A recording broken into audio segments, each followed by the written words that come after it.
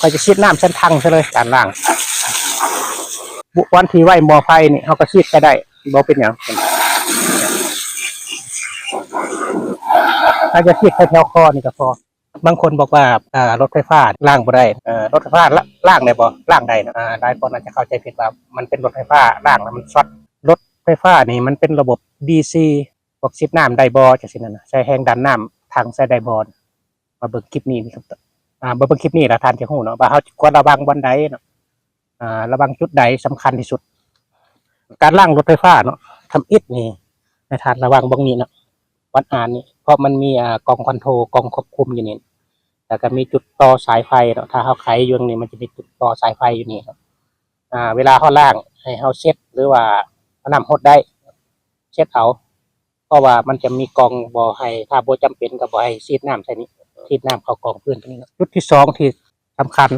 คือจุดนี้เนาะจุดตรงนี้แถวนี้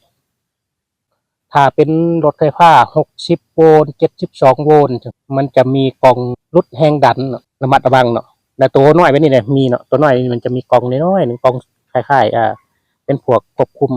ให้เลี้ยวซ้ายขวานี่แล้วก็ตัวแกนี่เนาะ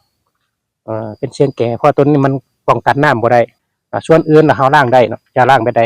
ก็จะฉีดน้ำเส้นทางซะเลยในการล้างส่วนวันที่ไหวหม้อไฟนี่เฮาก็ฉีดก็ได้บ่เป็นหยังถ้าจะฉีดแค่แถวคอนี่ก็พอแถวคอแถวนี้ตีนทั้งหลังทั้งหยังเฮาฉีดเขาเลย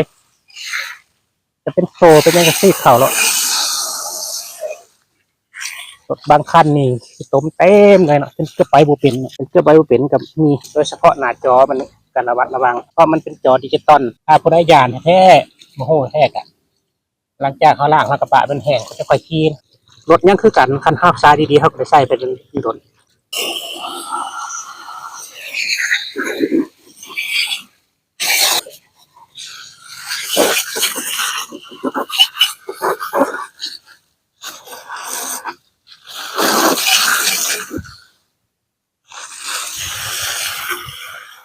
สรุปแล้วรถไฟฟ้านี่ล้างได้ปกติคือกับรถจักรใส่น้ำทึกน้ำได้คือรถจักรทั่วไปนะนั่นการบ่ต้องยานว่ามันสิช็อตมันสิเพบ่จุดสำคัญเหมือนวันที่กล่องแห่งดันนี่